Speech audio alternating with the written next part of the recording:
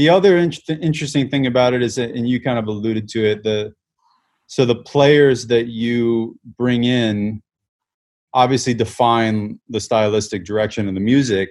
Mm-hmm. And one of the things that's interesting is that now sounds very post-rocky or like prog rocky, or it's hard to like pin down, but a lot of people that they speak about it, you know, a lot of people talk about it, that it's got this, which is a very unique thing in the improvisational kind of sphere, like that.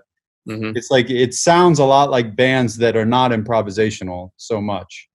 You know what I mean? Like they're much more worked out, but in our case, it was like, really, we were like recording, like we had just come to that material for the first time, you know, and we're tracking it just that one time.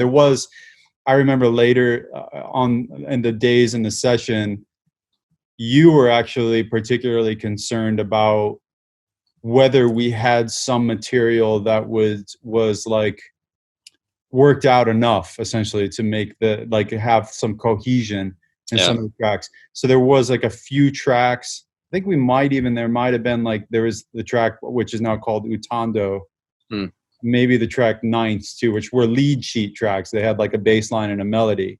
All right. I brought in, but we worked on those a little bit. Like I think we might even have worked on them on 2 separate days. It's possible, or we just spent more time trying to, you know, carve out an arrangement. Still improvised, but like with a little bit more of a conceptual kind of shape. You remember that? Did we revisit one when the strings got there?